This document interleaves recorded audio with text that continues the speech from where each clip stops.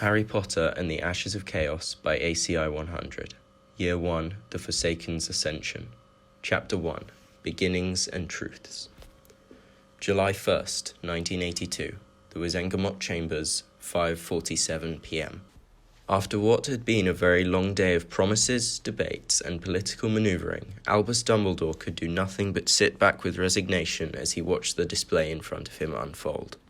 Finally, all of the speeches had been given, questions posed, and answers provided, leaving only the actual vote remaining. He'd been rather disappointed when Millicent Bagnold, the current Minister for Magic, had announced that she wouldn't run for office for a third time. Dumbledore could hardly blame her. She had been the minister for perhaps the 10 most trying years the country had experienced in centuries. Despite that, Dumbledore really did wish she would have run again. She hadn't been blessed with a sparkling reputation as a result of the war, but in actuality there had been nothing she could have done once everything had kicked off. It was true that Albus resented her initial reluctance in acknowledging Voldemort as a true threat, but, to the woman's credit, once she acted, she had done as well as anyone could have hoped for. Now, Wizarding Britain stood at a crossroads, as the battle for minister had been whittled down to 2 candidates. One was a fairly young man by the name of Daniel Shafiq. He was the consummate politician, very passionate, well-spoken, and opinionated. On the surface, Shafiq appeared as if he would be the perfect man for the job. Dumbledore knew better, though, as did most people in the room. Shafiq had been a member of the Conservative faction ever since he joined the Wizengamot, and though no one outright said it, Albus, like most others present, knew that Shafiq was firmly under the thumb of the leaders of his faction.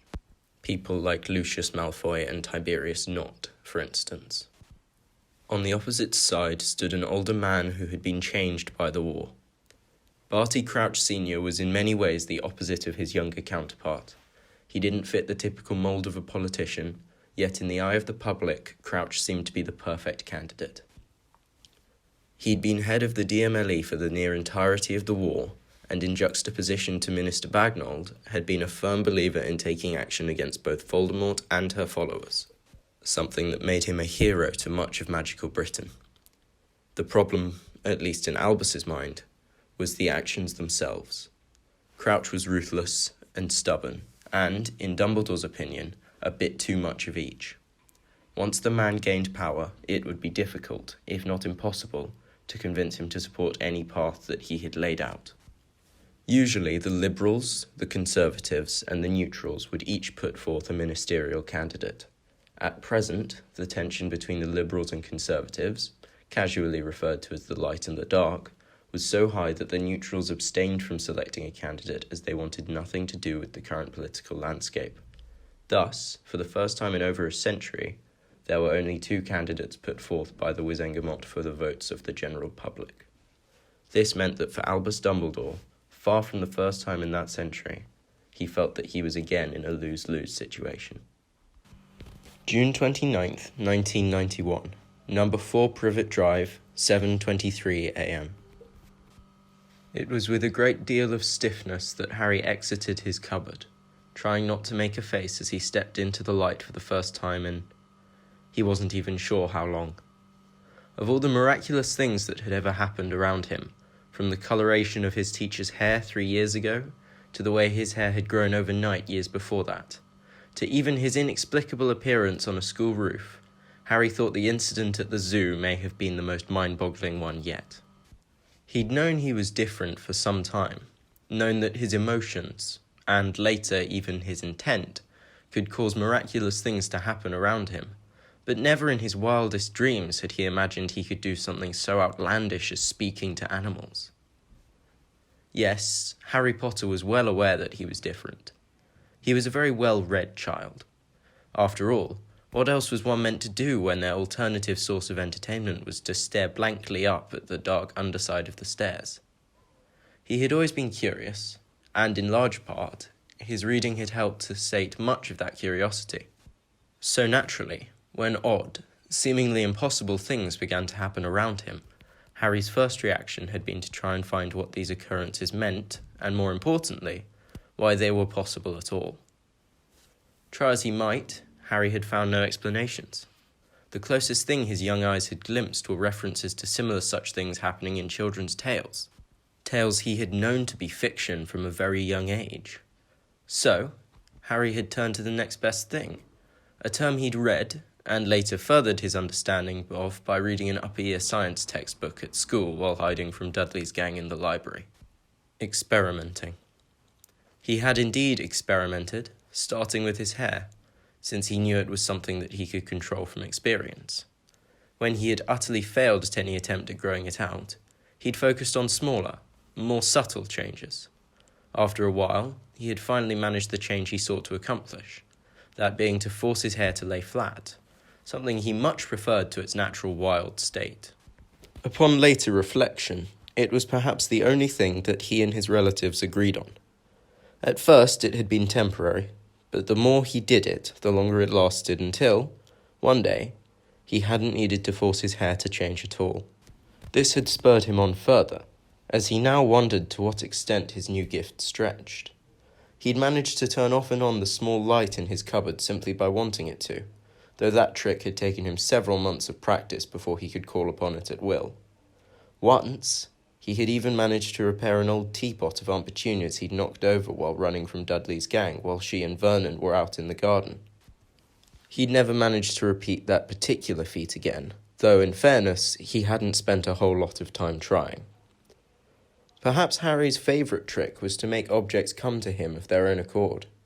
This was difficult in the sense that he had to focus quite a bit for it to happen, but it was something that Harry found unbelievably convenient. The object had to be directly in his line of sight, something that unfortunately prevented him from bringing his glasses to himself on command in the mornings. Nevertheless, he thought it was an impressive talent. In terms of utility, the only ability that he thought greater than summoning objects to him at will was the ability to know what those around him were thinking from a simple glance. Without much effort at all, Harry simply knew. He could sense their emotions and general thought processes on most occasions. It wasn't mind-reading. Not really. He'd deduced long ago that it only truly worked with surface thoughts and images. Harry always got quite the rush from seeing those flashes just by looking someone in the eye. Even compared to those incredible things, Harry thought speaking with animals was his most impressive feat. Even though, as with many of his previous achievements, he hadn't fully realized what he was doing, it still topped the list. As he walked towards the kitchen, his reminiscing was halted by the pain that ran down his neck, causing him to wince slightly. He may have been small for his age, but that didn't make it any more pleasant to be curled awkwardly in a cupboard for God knows how long. He entered the kitchen and quickly made his way to the stove, taking over for Petunia without instruction. He had learned long ago that the fastest and easiest way to appease his relatives was to act without being asked. Petunia had woken him for the first time in what felt like ages, so, logically, Harry thought it was safe to presume that she wanted something. None of the Dursleys ever did him any favours unless they wanted something from him. That thought may have made any other 10, almost 11-year-old child frown, sigh, or even scowl, but not Harry. He had accepted the fact many years ago, and had resigned himself to reality. No matter what he did, his treatment at the Dursleys could only improve so much. This had been proven rather early on when he was punished for getting better marks than Dudley. So, in an effort to avoid further repercussions, Harry had completely bombed his next examination in order to finish below his cousin. Unfortunately, this only caused the Dursleys to punish him even more harshly, this time prompting Vernon to put hands on him in retaliation for what he perceived was Harry's way of making him look like a careless guardian. I won't have any of them believing that we have raised incompetent children, Vernon had bellowed. Harry, even then, had been rather tempted to ask him why, if he was so worried about the impression that was being put out about them, he had yet to punish Dudley. Even at such a young age, he'd realised that would have been akin to suicide. So, Harry had given up on getting low marks there and then, choosing instead to do the best he could, putting his near-eidetic memory to the test. It was, in many ways, the one way he had truly been able to defy the Dursleys.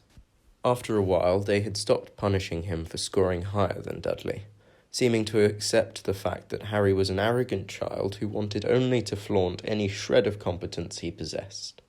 It turned out that Harry had a rather large amount of competence, if his marks said anything on the matter.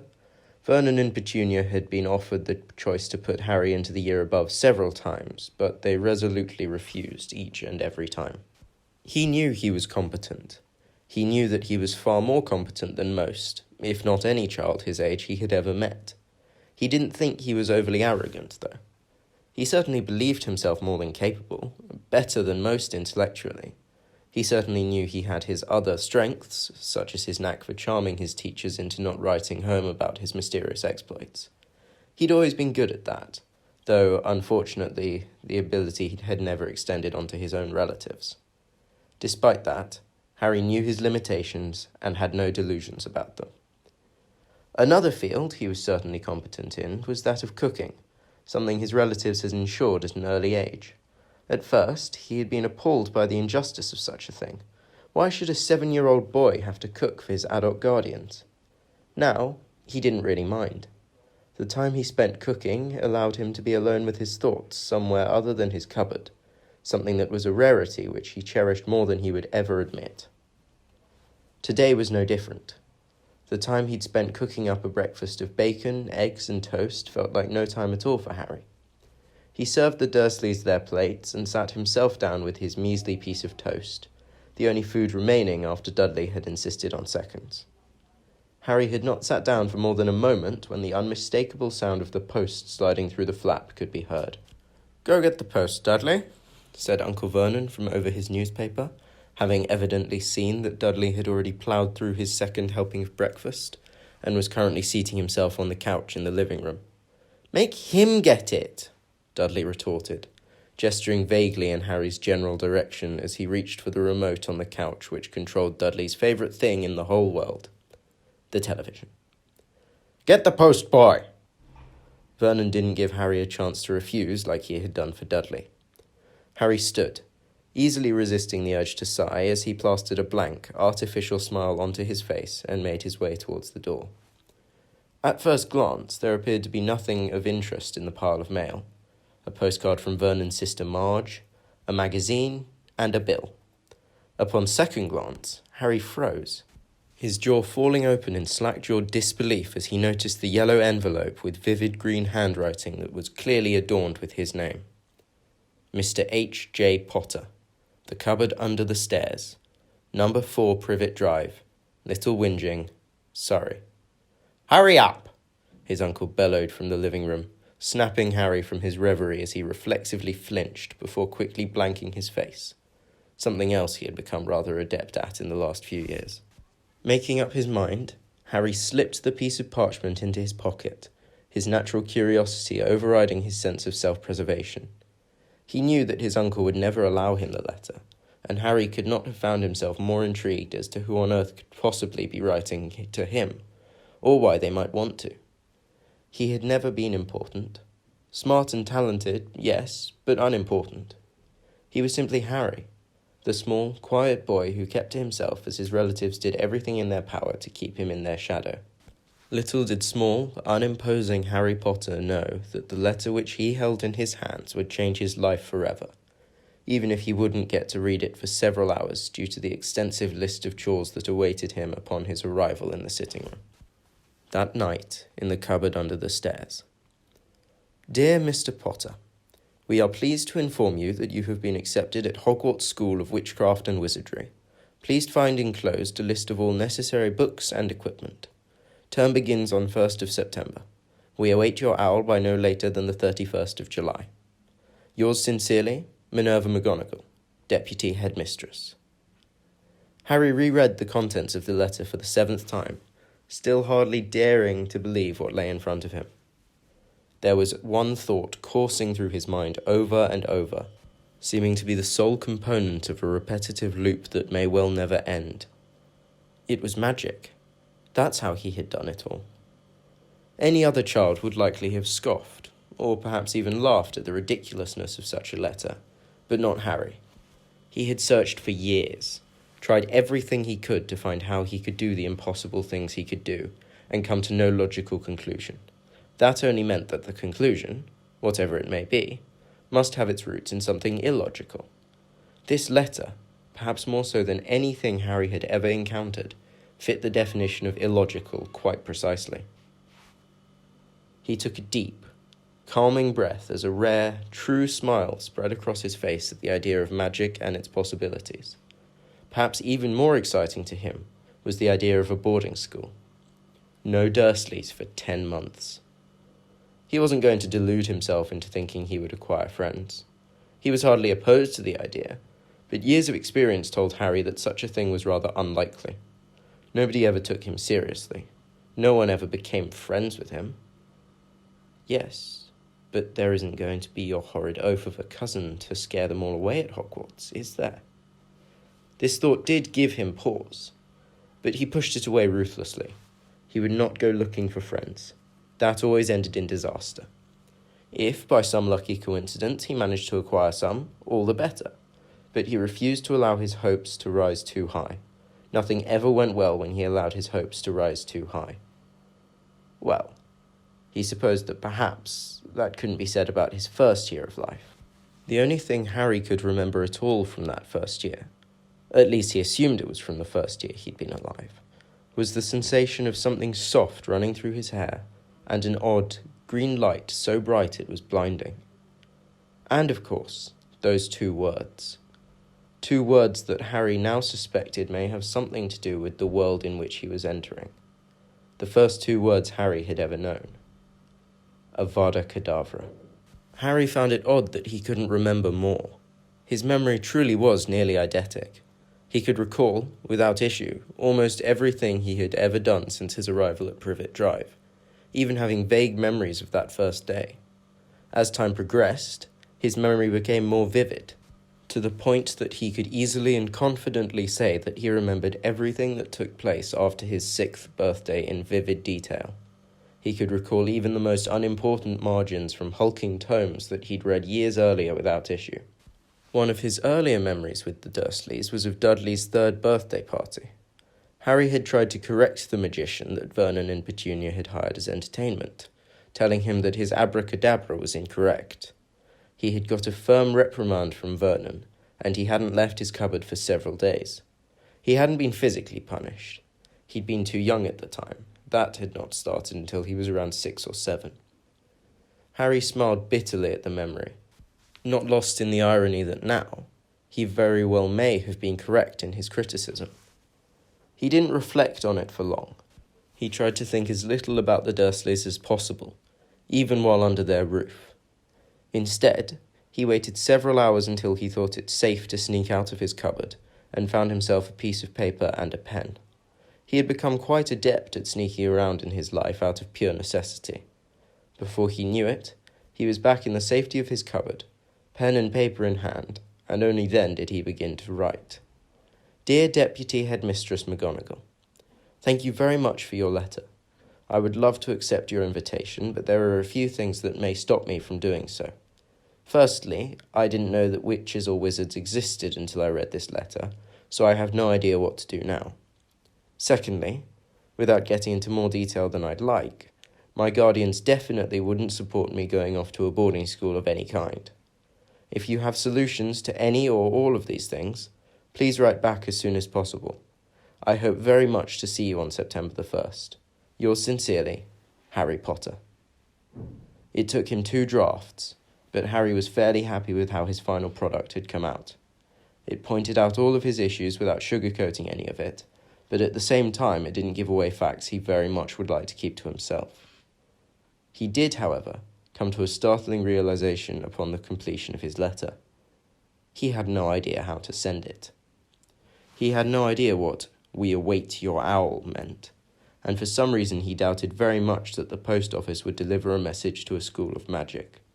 Sighing, he rolled over on his cot, resigning himself to the fact that he would just have to come up with something tomorrow. July 2nd, 1991. Number 4 Privet Drive, 8:01 a.m. Harry set the final plate of food down in front of his aunt, slumping himself down into the final chair at the table. He would be expected to clear the table and wash the dishes once the Dursleys had completed their meal. There had been nothing left today, which meant that Harry would have to wait until lunch, where his aunt would likely provide him with a piece of bread, or an apple, or something similar to tide him over until dinner. At that point, he would be expected to make enough food for the family, plus a meagre amount for himself. He was a bit nervous as his intense green eyes surveyed the four of them. Breakfast was almost substandard today, as it had been the day previous. He couldn't help it. His mind was in other, far more interesting places. He had managed to send the letter off to wherever it was going the previous morning when, to his bemusement, an owl was waiting for him out on the front lawn. The creature quickly took Harry's letter in its beak and flew off, prompting the boy in question to blink and shake his head, wondering what exactly he was getting himself into with this new world of magic and mystery. He had comforted himself rather easily, justifying that whatever he was going into, it could not be worse than where he had come from. He was quite apprehensive about the reply. He doubted very much that he had been tricked. He had a sort of sixth sense for lies, and he didn't think this was one. On top of that, it was, as crazy as it sounded to Harry, the best explanation he had been given thus far as to how he could do any of what he had done in his life.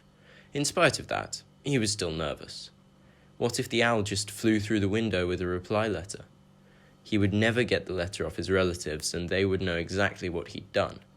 He had only been taken to the hospital once when one of Vernon's reprimands had gone too far, but this time Harry suspected he would be staying several nights if the Dursleys found out what had transpired over the past few days.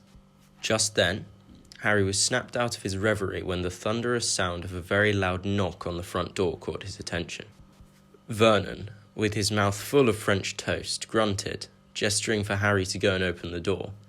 Harry stood, nodding to his uncle and making his way to the door, expecting the milkman, or a salesman, or someone else of similar standing. What he did not expect was whatever it was that greeted him. The man in the door had to be between 8 and 10 feet tall, and he was without a doubt twice as wide and twice as thick as the average man. Even Harry, who prided himself on his emotional control, was left gaping like a fish for several seconds before, with a great effort, he managed to shake off his dazed state. Even then, he found himself at a complete and utter loss for words. Mercifully for him, he didn't have to speak, as the giant in front of him broke the ice. "Blimey, Harry, how you've grown in the last 10 years. Last time I saw you, I could fit you in the palm of my hand." The giant was beaming, positively beaming down at Harry, looking for all intents and purposes as if he'd found a long-lost treasure. Finally, surprising even himself in the process, Harry managed to find his voice. Sir, I don't mean to be rude, but who are you?" The giant chuckled. "Oh yeah, guess I must look like a right sight, wouldn't I?" He held out a massive hand, which Harry shook as best he could. "The name's Rubeus Hagrid, but everyone just calls me Hagrid. I'm keeper of grounds and keys at Hogwarts. You'll know all about Hogwarts, of course." Not exactly, Mr. Hagrid." Hagrid blinked, looking confused. "Eh? I only just found out about Hogwarts. I read about it in the letter, but I was never told about Hogwarts or magic before that letter came." For several seconds, the two of them stood there, blanketed by a heavy, oppressive silence. Internally, Harry thought this silence likely would have stretched on until the end of time had they not been interrupted, to his horror, by the booming voice of his uncle. "Boy, who is that at the door? Don't be holding them up." Upon hearing the voice and the manner with which it addressed Harry, the man, Hagrid, growled almost animalistically as he pushed past Harry without warning, slowly and deliberately stomping his way inside. "Sir, Hagrid..." Harry's heart leapt into his throat as he tried pointlessly to discourage Hagrid's next course of action. "I'm not sure that this is the best idea." His cries fell on deaf ears. With dread in his heart, Harry slowly and cautiously followed Hagrid into the sitting room. "Good morning," said his uncle as he finally looked up from his magazine. "How can we..." But suddenly, his voice died in his throat as his mouth fell open in shock at the sheer magnitude of the man who stood in front of him. "Do you mean to tell me," growled Hagrid, his voice shaking with barely contained fury as Dudley whimpered from the corner of the room, "that all this time you've told the boy nothing?" This last word escaped in a bellow. This time, even Vernon shrank back from the man's fury. Harry flinched horribly as well, but Hagrid, whose back was turned, saw nothing of that occurrence. Hagrid shook his great head, realising he clearly wasn't going to get any answers from the three Dursleys, and instead turned to face Harry. "If they haven't told you anything about magic, what have they told you about your parents?" As he asked the question, Harry felt dread clasp even more tightly around his heart. He somehow knew that what he was about to say, and the response he would hear, would change his life forever. Several hours later, at a cafe in Diagon Alley, Harry sat, stiff-jawed and silent, watching people bustle through the alley as he allowed the revelations of the past few hours to wash over him. Not only was he about to enter a world of magic, not only had the Dursleys lied about his parents, but he was entering into a world where he had a brother. If that wasn't enough, his brother was, apparently, one of the most famous people in that magical world. Even that was not all. His brother, his twin brother, as a matter of fact, was famous for surviving a curse that was supposed to be impossible to survive and destroying the most powerful dark sorceress in 1,000 years. Despite all of that, of all the unbelievable truths that had been revealed to him, he felt as though only one truly mattered. It was the same truth that had his insides burning with the righteous flames of fury as he did everything in his power not to lash out with what he now knew to be magic. He had done so before, though not often. There was, after all, a reason that Dudley and his gang had started staying clear of Harry a little over a year ago, when odd things began to happen to them, increasing in severity until finally they'd got the hint and left Harry well enough alone. No, the truth that racked his body, that rattled his mind, that made him want to destroy everything around him was, in many ways, so much smaller than any of the other secrets that had been revealed to him, but to Harry, it meant the world. His father was alive. Not only was his father alive, but the man had willingly left him with the Dursleys. "Are you okay, Harry?" Hagrid asked, twisting his massive hands in evident concern once the silence became longer than what was strictly normal. "Perfectly fine," Harry answered in a cold voice that clearly indicated anything but. Hagrid flinched. "I told him he was being stupid. He's a good man, though. Your dad made a dumb mistake, a really dumb mistake, but trust me, Harry, he's a good man. If you just give him a chance, I'll give him a chance," said Harry, finally looking up to meet Hagrid's dark eyes. For the first time in many years, Hagrid actually flinched at the sight in front of him. Those eyes were glowing. Not twinkling like those of Professor Dumbledore, but quite literally glowing. Glowing with a horribly familiar, horribly vivid green light that Hagrid knew all too well. "I'll give him just as much of a chance as he gave me." Harry stood, quickly swiping up the money bag his father had provided for the two of them as he turned to leave. "Hang on," protested Hagrid. "Where are you going?" "Sorry, Hagrid," Harry said with one last apologetic look over his shoulder, "but I think I need to be alone right now."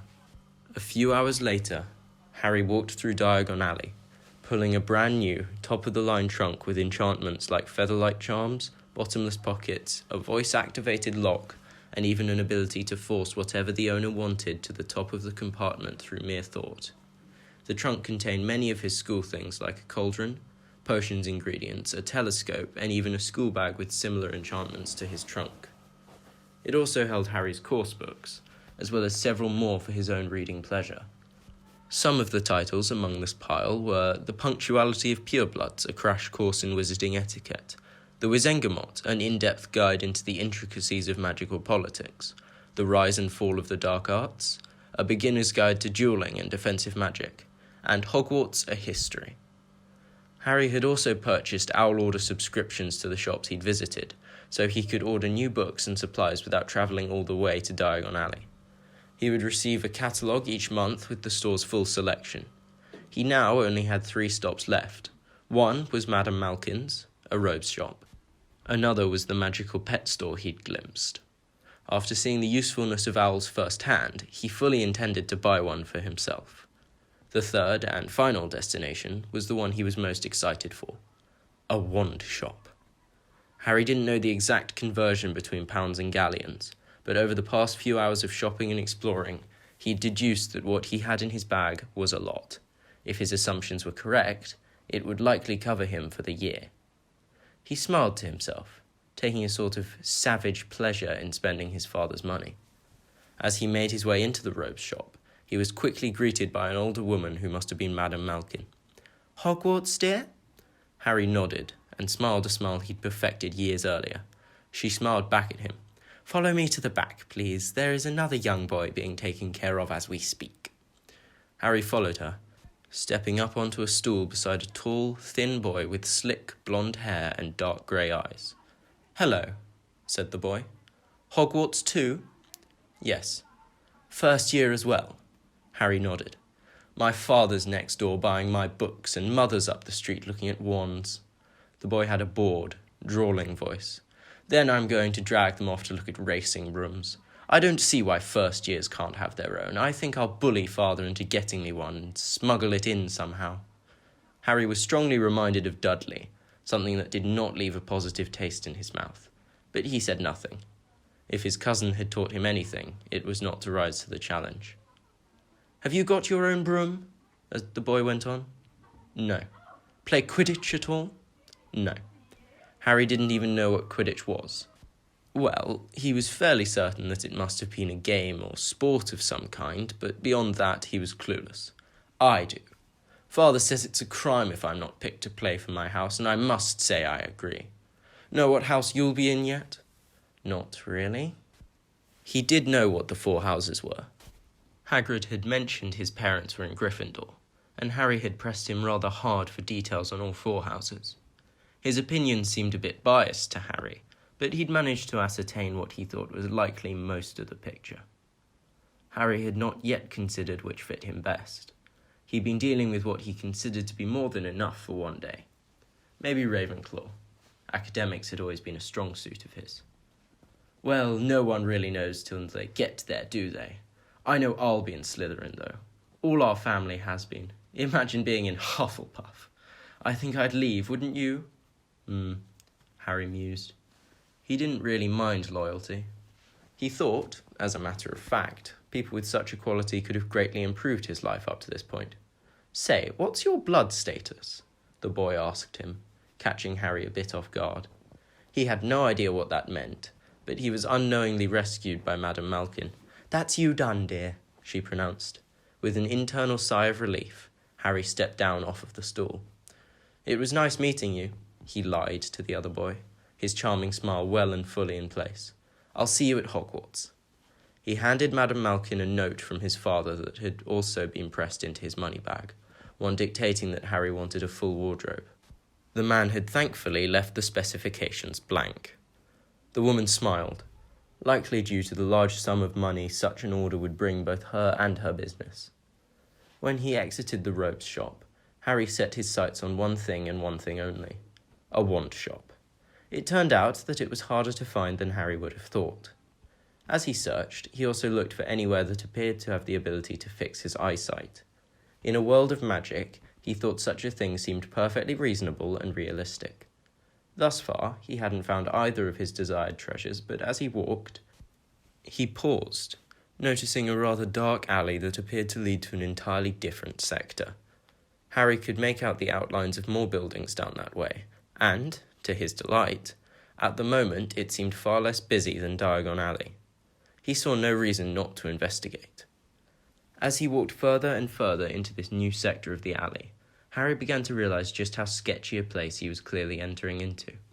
Many of the passers-by were eyeing him a bit too hungrily for his tastes, and Harry, emulating the aura he tried to project around Dudley and his gang, did everything he could to give off the impression that he was not to be trifled with.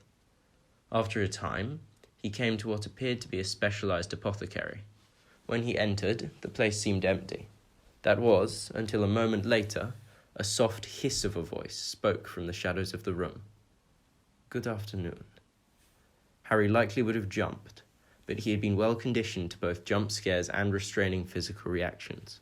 So in return, He merely inclined his head to the figure who now stepped from the shadows. The man was tall and paper-thin, with skin as white as milk and eyes as black as tunnels. Harry had no idea if the magical world contained vampires, but if it did, he suspected very much that he was staring at one. Subconsciously, he reinforced whatever aura he seemed to be able to raise around him as he answered the figure in the calmest, most casual voice he could muster. "Good afternoon." The man, or vampire, or whatever he was, chuckled. "Such courage from one so young. What can I do for you today?" "I was wondering if there was any way you could cure my eyesight. If not, I was wondering if you could point me somewhere that could." The man stared at Harry with those dark, dead-looking eyes for several moments before slowly, ever so slowly, a wicked smile spread across his milk-white lips as he nodded. "I can do that, yes, but it will be costly." His smile grew. "It will be expensive, but I am speaking of more than galleons." Harry's eyes narrowed as his heart sped up a few beats. "What else would it cost me?" he asked. "Blood." By this point, Harry was quite confident that he was indeed in the presence of a real-life vampire. "Not for me," it specified, as if realizing exactly where Harry's mind had gone. "It is a necessary component of the method I will use to heal your eyes." "How much blood?" The creature grinned wickedly again. "Quite a lot, I suspect," it answered casually. "You may also be interested in purchasing some blood-replenishing potions to ensure that you will not be too weakened at the conclusion of the process." "So I'll be weaker than normal, then?" "Certainly." "How do I know this isn't a trap?" asked Harry. The vampire chuckled. "I wouldn't strike you down, child. At least not without a very good reason for doing so." "Why not?" Harry questioned, far from willing to take this creature at its word. Its eyes locked upon his, and Harry had the odd feeling of being X-rayed. "Because it will be far more interesting to see what you make of yourself, Harry Potter." Harry's eyes widened. How the hell did this thing know his name? Harry didn't sense that the creature was lying, and in all of his life he had never failed to pick up on a lie. "Well then," he acquiesced with some reluctance, "I guess we should get started." The process took several hours, and Harry, trying as he might, really couldn't keep up with what was going on in front of him. The creature drew odd, complex patterns on the floor with some kind of dust, though Harry would later learn that, whatever it was, had been nothing more than a placeholder. This had been the time-consuming part of the procedure, taking up multiple hours on its own. By the time the creature straightened up from its work, it was dark outside. "And now," it said with some interest, "now the blood enters the arena." Slowly and deliberately, he took a long, thin knife from out of his robes and began to march towards Harry. "If I need to be cut," Harry said quickly, trying his best to keep his voice level, "I want to do it myself." The vampire paused, eyeing him up and down for several minutes before chuckling. "You are an odd wizard, Harry Potter. Sensible. More so than most, in fact. But odd."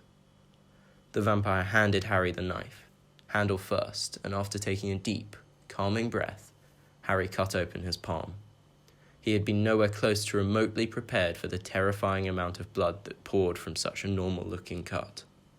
"It is necessary," the vampire assured as he took Harry by the wrist and dragged him around the room, directing him to spatter blood all over the symbols he had drawn out on the floor.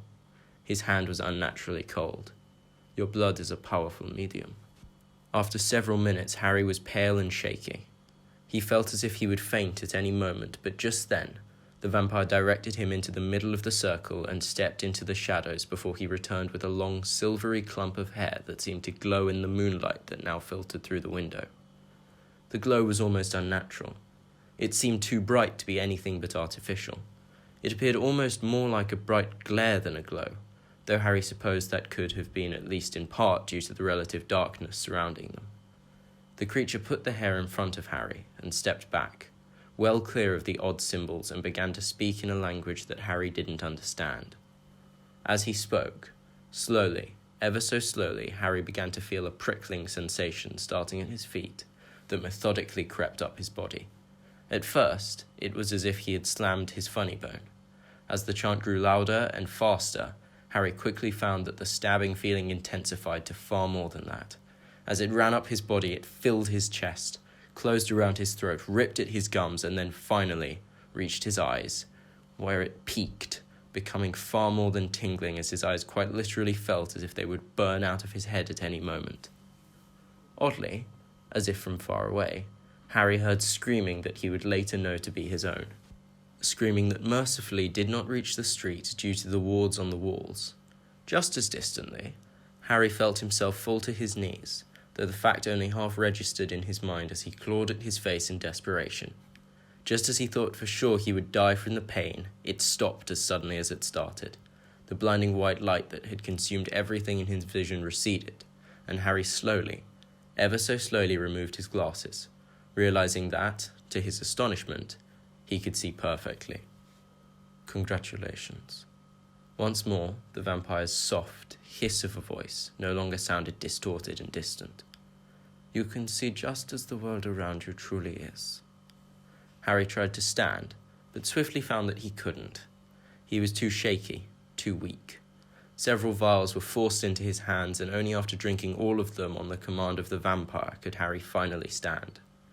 He could see, from the reflection on the glass, that he was an absolute mess, but he didn't look nearly as pale as he did upon the completion of what he could only call a ritual. Through that door, indicated the vampire, will be a place for you to clean yourself up and change if that trunk has any clothes in it. Harry sighed with relief. He was not enthusiastic about walking out into a street like this one looking so vulnerable. It took him about 10 minutes to clean himself up and change, but when he did, he promptly exited back into the main shop and faced the vampire, who appraised him one final time. That will be 100 galleons, Harry Potter. Harry would have winced at the price had he not had more than enough, and had it not been his father's money he was paying with. He paid without complaint, took hold of his trunk, and made for the door as quickly as he could. The vampire made no attempt to stop him, though Harry could practically feel his unnaturally dark eyes fixated on his back as he made to leave the shop and re-enter the hazardous streets of Nocturne Alley. Just as he was about to step through the door, the creature's hiss of a voice called to him for a final time. If you are asked how your eyesight was fixed, I encourage you to lie. The creature's lips tightened. What your ministry foolishly deems as the dark arts are not viewed in such a positive light by your kind. With that parting statement, the vampire disappeared back into the shadows as Harry bemusedly stepped back into the alley. Harry, marvelling at the ease of his vision without glasses, scanned the street up and down, looking for the way from which he had come in order to find the wand shop that Hagrid had spoken of back on the other side. In searching, his eyes fell upon a small building with the words Hephaestus's Custom Wands imprinted upon its sign. Harry had always been fascinated by Greek mythology, so the name Hephaestus alone commanded his attention, as he thought it was a rather clever allusion. He crept his way towards the entrance of the shop, making sure he wasn't being stalked by God only knew what was in this alley. He felt miles better after downing those admittedly vile potions, but he still felt weaker than he would typically feel on a regular day. That was the exact moment when Harry realized he may well have used up his supply of regular days. When he reached the entrance of the shop, he tentatively pushed open the door and stepped inside. He quickly realized that he was not the only customer. There were 2 other people in the shop who seemed to be waiting for its owner. Unlike the vampire from his last venture, Harry was at least reasonably sure that the 2 of them were human. Both of them were women, or, to be more precise, one of them was a woman and one of them was a girl. They were very clearly a mother and daughter, as the shorter of them, who could not have been older than Harry, was a spitting image of the taller woman. It was probably safe to assume that in terms of her height, she would likely follow in her mother's footsteps. This fact ran even more true when Harry considered that she didn't look to be any older than him. In fact, he thought she might have even been younger, yet they were almost exactly the same height. Both women had platinum blonde hair and pale, perfect skin. When they turned to appraise Harry, he actually stiffened. Their eyes may have been the most magnetic things he'd ever looked at. They were a bluish silver, with specks of the latter colour standing out vividly in their irises. He met the young girl's gaze, momentarily entranced by those odd, mesmerising eyes. A split second later, he no longer saw the bluish silver of her irises. Instead, he saw a dark, abandoned street as he, Harry, stepped out of the shop and walked towards the one shop he now stood in. Idly, he realised he must not be the only one with the ability to look into the thoughts of others. Perhaps it was a generic, magical ability. At that thought, memories of his own exploits over the years floated to the surface. Memories of him peering into the eyes and surface thoughts of others. Harry did everything he could to push back, focusing on the bluish silver of her eyes, which he could still make out through a sort of haze. As he did so, the image changed, though this time it was not one that was familiar to him. He, or more likely she, was reading a book.